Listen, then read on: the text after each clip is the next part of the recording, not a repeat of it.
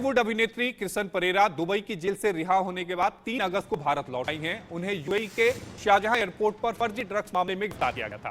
हालांकि बाद में साबित हो गया कि परेरा को मामले में फंसाया गया है। इसके बाद उन्हें जेल से रिहा करने के निर्देश दिए गए। कृष्ण परेरा लगभग 1 महीने तक शारजाह की जेल में रही।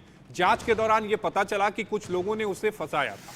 उन लोगों के बाद में मुंबई क्राइम ब्रांच ने गिरफ्तार कर लिया। इस बीच कृष्ण परेरा के परिवार ने मुंबई पुलिस से अभिनेत्री को फंसाए जाने की शिकायत की। आपको बता दें कि अभिनेत्री कृष्ण परेरा बॉलीवुड की कई नामचीन फिल्मों में नजर आ चुकी हैं। परेरा फिल्म बाटला हाउस, सड़क 2 जैसी फिल्मों में जलवा बिखेर चुकी हैं।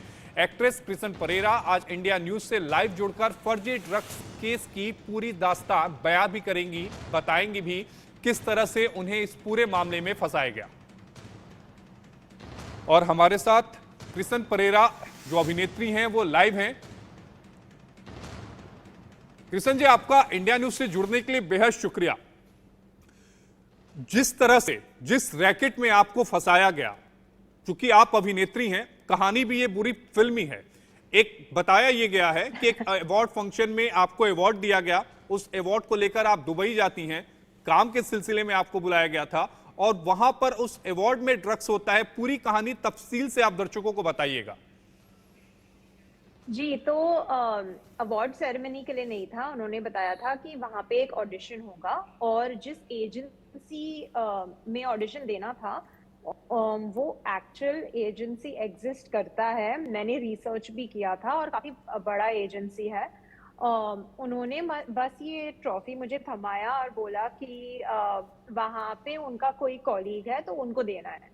तो मैंने मतलब 2 बार सोचा। कृष्ण जी, यह आपको ट्रॉफी कहां थमाई गई थी? मुंबई में थमाई गई थी और कहा गया था कि दुबई में आपको हैंड ओवर करना है। जी, मुंबई में एक स्टारबक्स जो एयरपोर्ट के पास है, वहां पे फ्लाइट के कुछ घंटों पहले उन्होंने दिया था। जी, उसके बाद क्या हुआ? और फिर उन्होंने मुझे बताया कि ग्लास का बना हुआ है, कांच का, तो मुझे सूटकेस में डालना चाहिए। तो मैंने सूटकेस में डाला और फिर वो बेल्ट के थ्रू गया, कुछ डिटेक्ट नहीं हुआ। मैं जब शारजा पहुंची तब मैं इमिग्रेशन से निकली, मैं एयरपोर्ट के बाहर खड़ी थी और मैं इनको फोन करी थी क्योंकि इन्होंने बताया था कि एक गाड़ी आएगी मुझे पिकअप करने और होटल ले जाने, सब कुछ बुक किया हुआ है जी, जो जनरली हमारे इंडस्ट्री में होता है। तो मैं रुकी थी गाड़ी के लिए और गाड़ी नहीं आई, कोई खड़ा नहीं था वहां पे। तो मेरा बैटरी डाउन हो रहा था, तो मैं एयरपोर्ट के अंदर वापस चली गई और मैंने होटल रूम कॉल किया, मैंने उसको कॉल किया, कुछ फोन आंसर नहीं हुआ और उसने अपने सारे मैसेजेस डिलीट किए हुए थे। फिर जब होटल रूम में बुकिंग नहीं थी, मैंने अपने पापा को फोन किया और मैंने उनको बोला कि मुझे लगता है कि ये काम स्कैम है। तब मैंने ट्रॉफी के बारे में नहीं सोचा, लेकिन इतने पैनिक सिचुएशन में मैंने उनको बताया कि उन्होंने मुझे कुछ दिया। जी, तो उन्होंने बोला कि क्या दिया? तो मैंने बताया कि एक ट्रॉफी जैसा कुछ दिया। फिर मैंने उनको फोटो भेजा और फिर डैड ने मुझे बताया कि शायद इसके अंदर कुछ हो सकता है। तो ऑब्वियसली मैं पैनिक करने लगी और कुछ समय बाद मैंने जाके पुलिस को बताया कि देखो, मुझे नहीं लगता कि मैं सेफ हूँ। मैंने इस सामान को लाया है मुंबई से, लेकिन ये मेरा नहीं है। तब उन्होंने उस सामान को तोड़ा और ड्रग्स पाए गए अवार्ड के अंदर। और उसके बाद उन्होंने मुझे हेडक्वार्टर्स ले गए थे इन्वेस्टिगेशन करने। जी, और वहां पे कोई लेडी पुलिस ऑफिसर नहीं थी, तो फिर मैं जेल गई और मैं वहां 27 डेज के लिए रही।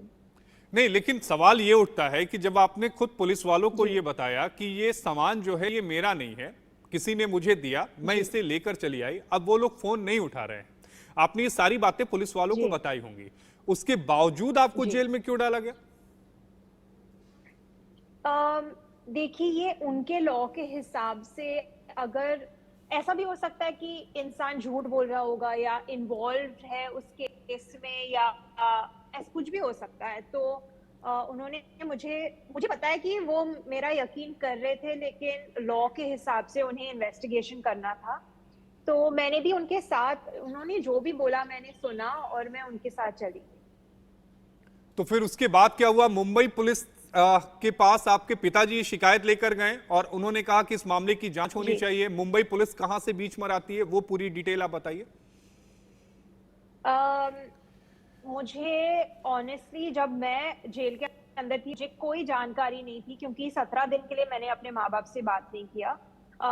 पर उन्होंने उनको बताया कि मेरी बेटी ऐसी ऐसी चीज़ नहीं कर सकती है।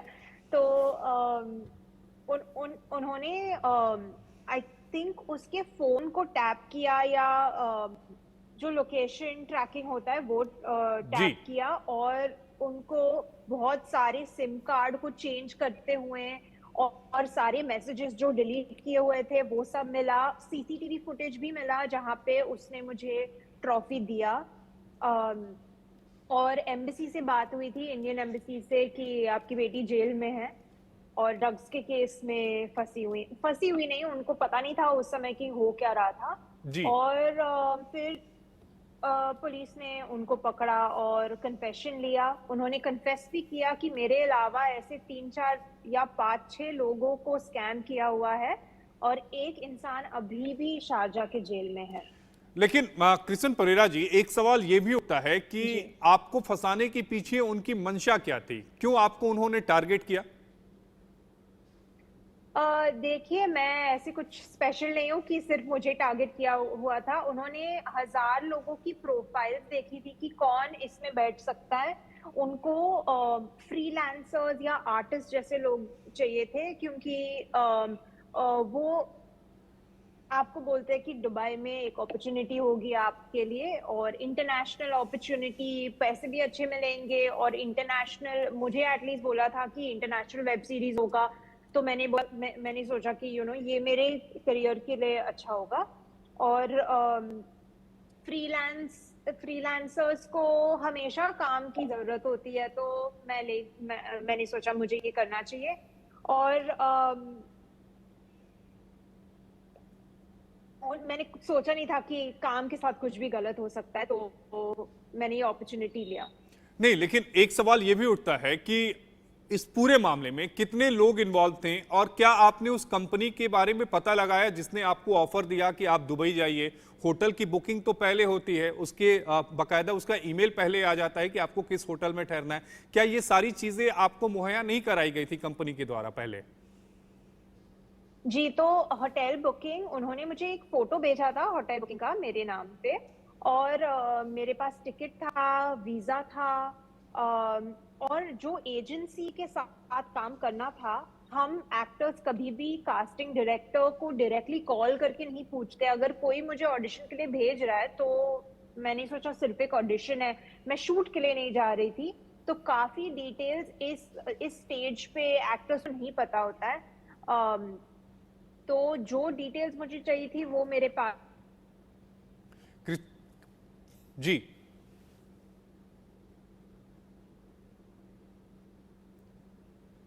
कृष्ण जी, कुछ तकनीकी खामियां मुझे लगता है आ गई हैं, वो बता रही। जी, अब सही, आप अपनी बात को पूरा करिए। जी, तो उन्होंने एक फेक टिकट बुक किया, रिटर्न टिकट, और मुझे थमाया गया था। मैंने इमिग्रेशन ऑफिसर को ये दिखाया और उन्होंने भी डाउट नहीं किया कि ये फेक है, नहीं फेक है। कृष्ण तो जी, दूसरे बॉलीवुड सारे। में जी। हमेशा ड्रग्स को लेकर अक्सर चर्चाएं रहती हैं, गर्म रहती हैं कि बॉलीवुड में ड्रग्स का सेवन किया जाता है। आप उसकी पार्ट नहीं है।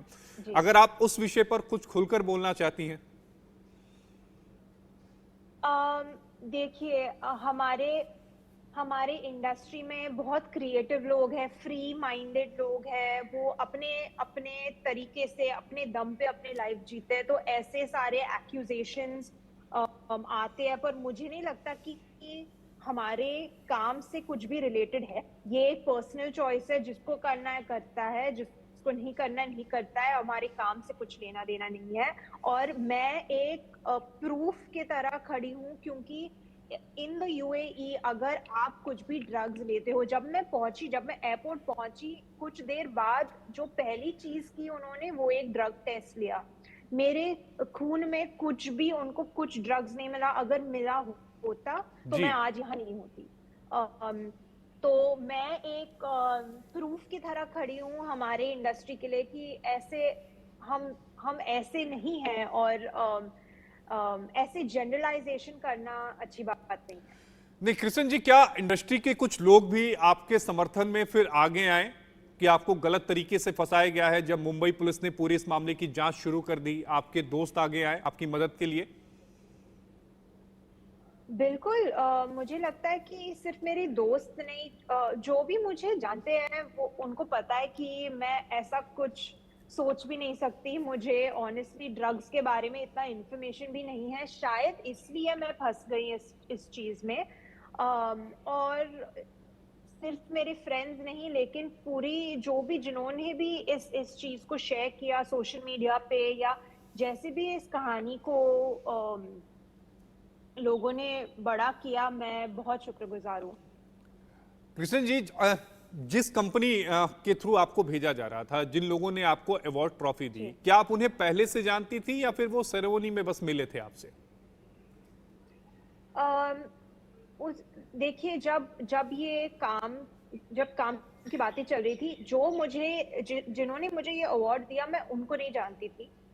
लेकिन बाद में जो पता चला, जो मेन मास्टरमाइंड एंथनी पॉल है, मैं उनको इधर उधर 2-3 बार मिली हूँ, लेकिन बहुत मतलब 5-10 मिनट के हिसाब से, या एक बार एक मीटिंग हुई थी मेरे एक स्क्रिप्ट के बारे में, लेकिन मैं उनको पर्सनली इतना नहीं जानती। और जिनसे आपने अवार्ड लिया आप उनको नहीं जानती थी, लेकिन अभी जो मुंबई पुलिस की जो जांच है वो कहां तक पहुंची है कृष्ण जी? अभी देखो, कन्फेशंस तो आ गए हैं। अभी जो एक इंसान उधर शारजा में है उनके तरफ भी जो भी मुझे स्टेटमेंट देना पड़ेगा, और ये सारे जो प्रूफ हैं वो वही क्लेटन को वापस ले आ सकते हैं। और अभी जो होगा अभी कोर्ट में देखा जाएगा, लेकिन मेरे हिसाब से सारे प्रूफ हमारे पास है और उन्होंने कन्फेशन भी दिया है, तो होपफुली ये जो भी ऑर्डील है जल्दी खत्म हो जाएगा।